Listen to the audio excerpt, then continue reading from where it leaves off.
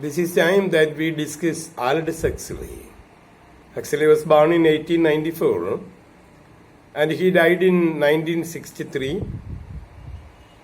And very interestingly, his death occurred on the same day John F. Kennedy was assassinated and C.S. Lewis was dead.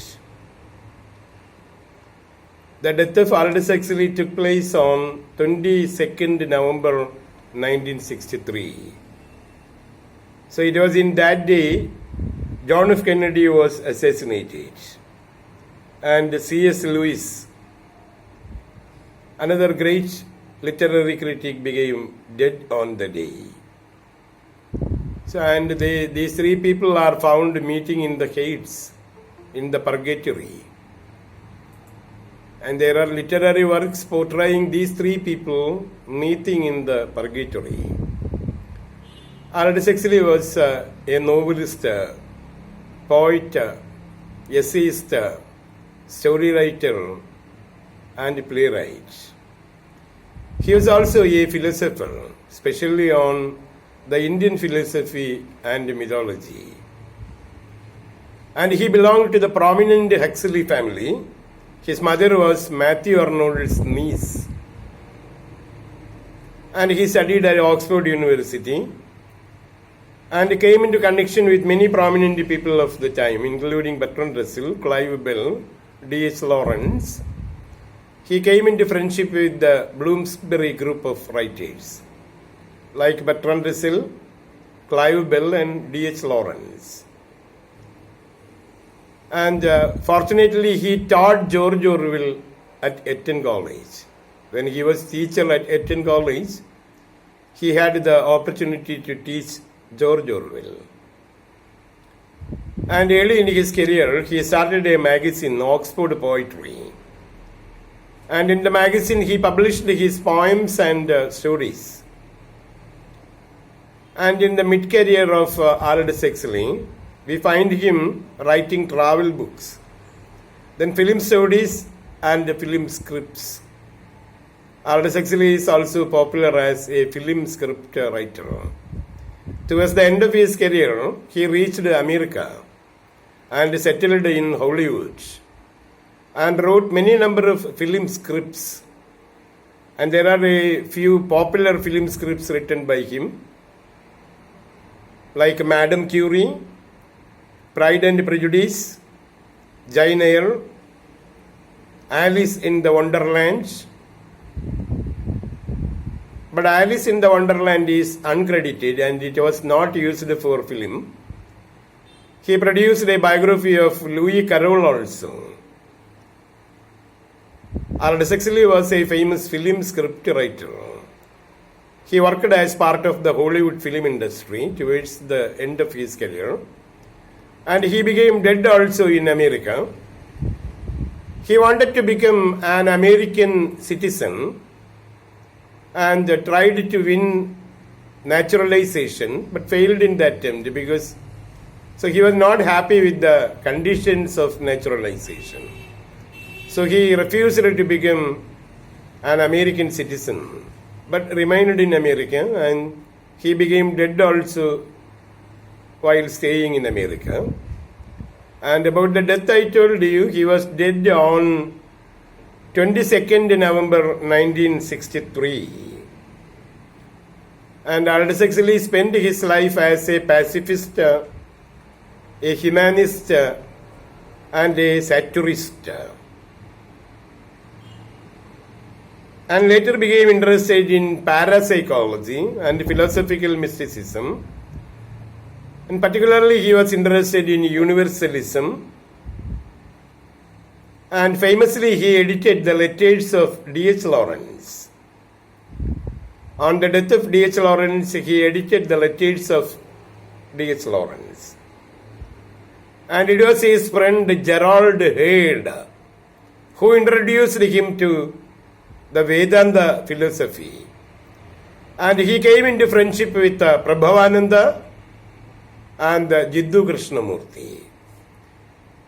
Aldous Huxley produced a few books on Vedanta And he used it to deliver lectures also on Indian spiritualism and Hinduism, attended temple services also, visited the temples in California and America, and spent time making discussions with Jiddu Krishnamurti and Swami Prabhavananda. And Prabhavananda became a great influence on the English writers like Christopher Isherwood, W.H. Auden, Aldous Huxley, T.S. Eliot and others. Prabhavananda was there in England and America propagating Hinduist philosophy and spiritualism. Aldous Huxley also produced a few books on Vedanta philosophy, and he was a vegetarian and administered the practice of ahimsa. So he always stood for ahimsa and pacifism, non-violence. And in 1944 he wrote Introduction to Bhagavad Gita, alternately called the Song of God, and it was translated by Swami Prabhavananda and Christopher Isherwood. Bhagavad Gita was translated by Prabhavananda and Christopher Isherwood. And he produced an introduction to the great book Bhagavad Gita, the Song of God. And towards the end of his career, say in 1940, he started to experiment with psychedelic drugs and became an addict of the psychedelic drug. And it was almost like the modern LSD and the other drugs, psychedelic drug. He used to consume the psychedelic drug like morphine. And he also maintained an interest in occultism. Occultism is actually black magic, and interested in hypnotism also. I told you that he had produced film scripts like Madame Curie, Pride and Prejudice, Jane Eyre, and Alice in the Wonderland. And he died of cancer on November 22nd, 1963.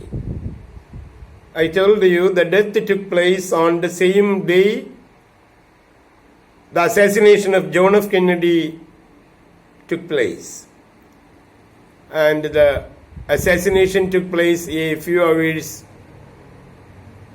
before the death of Aldous Huxley. And C.S. Lewis, another great British literary critic, was also dead on the same day. And there are interestingly many literary works sporting them meeting in the hell, in the inferno. Aldous Huxley, I told you, was a famous novelist, playwright, poet and short story writer. He also produced many number of essays. And quite often the universities in India prescribe the essays of Aldous Huxley. There are very popular essays written by Aldous Huxley on social subjects like inequality. And most of the universities teach the essays of Aldous Huxley. In Kerala University, there was the collection of essays from Aldous Huxley, the essays of Huxley. And I told you, Huxley was mainly a novelist. And he started his novel writing in 1921 with his debut novel, Crome Yellow. His first novel was Crome Yellow, and it was produced in 1921. It was a social satire. It speaks about a young poet named Dennis, who tries to fall in love with a girl named Annie Wimbush. So the young poet wants to fall in love with Annie Wimbush, and Wimbush is slightly elder to him. and she was the niece of Mr. Wimbush. And Mr. Wimbush is actually the owner of a house called Crome Yellow. And the novel is written as a country house novel. In English literature, we come to find country house poems started by Ben Jonson. And there were many great writers who produced the country house poems. And this is a country house novel. So the novel actually presents a country house named Crome Yellow. And Wimbush is the owner of the house. And he is also a novelist, and he is there to write a novel. And he has got his wife and a niece named Annie Wimbush. And we find the protagonist, the young poet, Dennis. And he is named Dennis. And he comes to stay in the Crome Yellow. And he tries to fall in love with her. And after all, she becomes interested in another painter.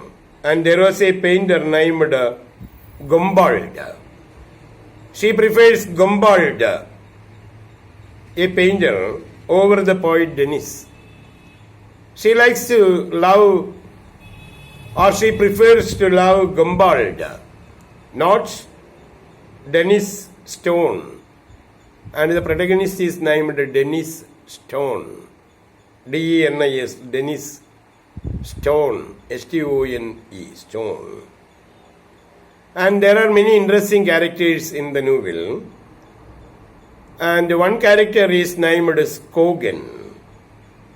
Scogan is actually an alter ego of Bertrand Russell.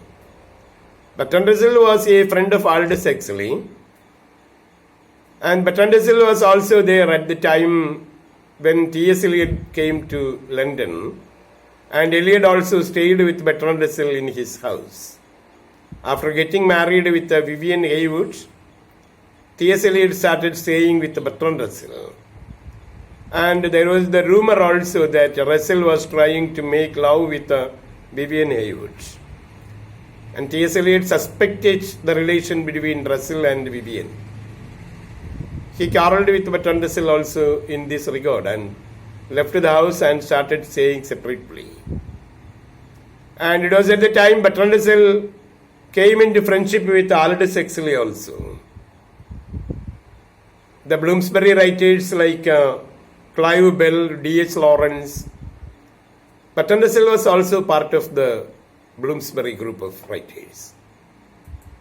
And Russell, I told you, was awarded the Nobel Prize in 1950.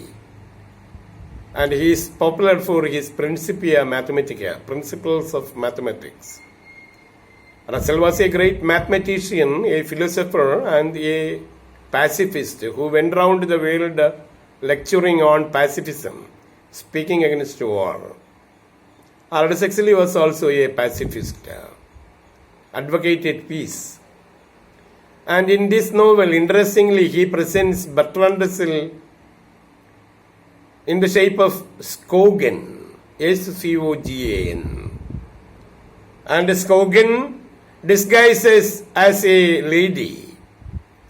So we come to find Scogan, the alter ego of Bertrand Russell, say the duplicate of Bertrand Russell, disguises as a lady, a clairvoyant lady. And she is named Madame Sosostris. Interestingly, Madame Sosostris is found in T.S. Eliot's poem The Waste Land.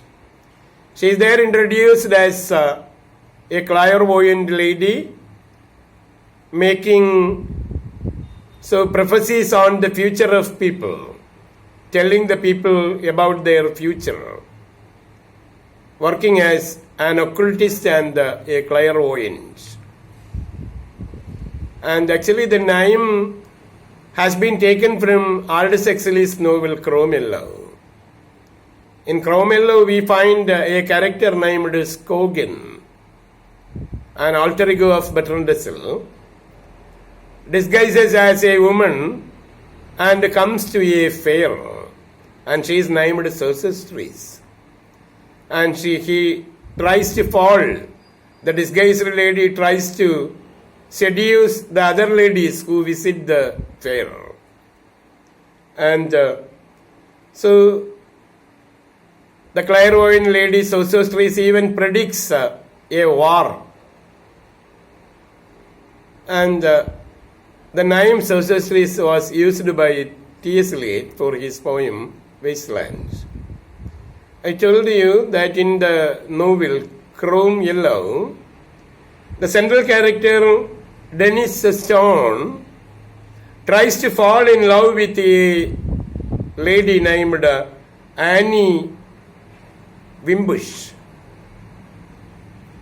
And Dennis Stone comes to stay in the house called Crome Yellow and engages in conversations with the people there.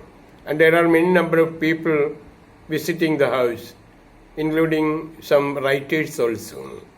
Wimbush was a man with some literary pretensions. He wanted to write a novel. And the attempt of Dennis Stone in falling in love with Annie Wimbush becomes failed because she prefers a painter named Gombold, a flamboyant painter, a headstrong painter named Gombold. And this is the story discussed in his first novel, Crome Yellow, written as a social satire. And this is the debate, produced in 1921. And Huxley started writing novels. So in 1923, he came out with his novel, Antic Gay. And interestingly, the title has been taken from Marlowe's play, Edward II. And most of the titles used by Aldous Huxley are adaptations from some other literary works. So there are many number of titles used by Aldous Huxley adopted from other literary works. And the first instance can be found in the title Antic Gay. It was produced by him in 1923, and the title is adopted from Marlowe's play Edward II.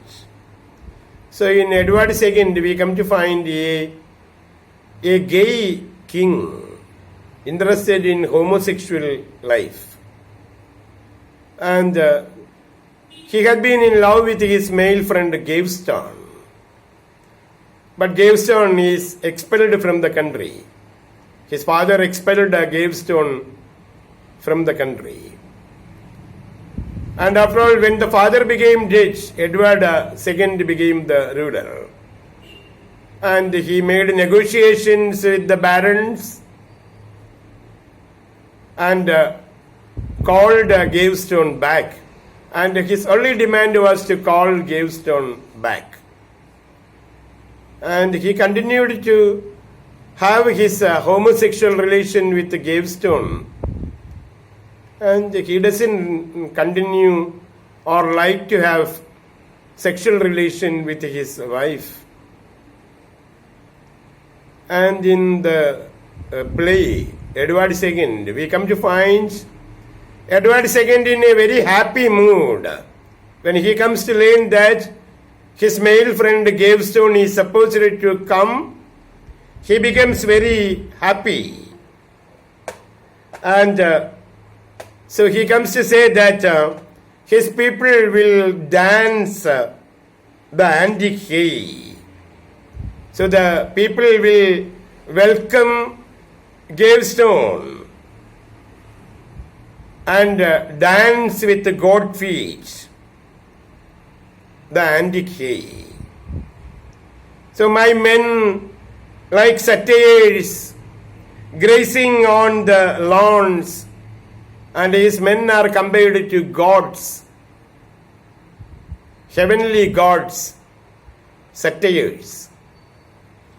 And grazing on the lawns, shall with them God feed, So they, with their god feet, dance the Antic Gay. And the happiness of Edward II is reflected in the line when he says that his people will dance the Antic Gay on the arrival of Gaveston. And the novel was produced by Aldous Huxley in 1923. And the novel actually depicts the aimlessness of the cultured elite, the upper class people, after the World War. And the book was concerned for its cynicism and also for its overt sexuality. And it's written as a comic novel.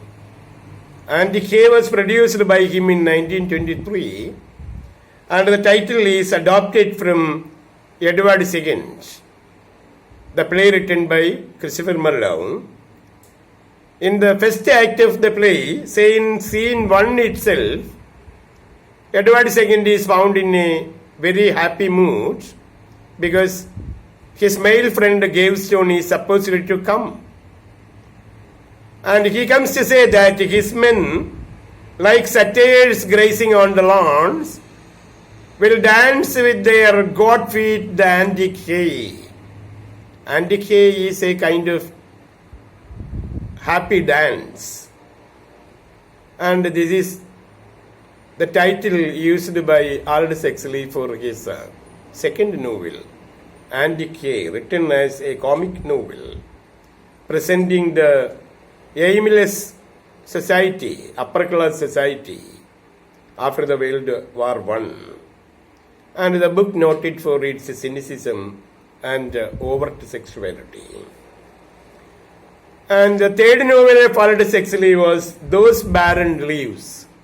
Interestingly, this title is taken from Wordsworth's poem, The Tables Turned. So I have discussed about the poem written by Wordsworth, especially these tables turned. And it is in this poem, he wants people to burn the books. So interestingly, Wordsworth wanted people to burn the books and not to read them. And he comes to say that these barren leaves are to be burnt. And the lines, enough of science and art, close up those barren leaves. So the books of science and the books of art, according to him, are barren, empty leaves. And he wants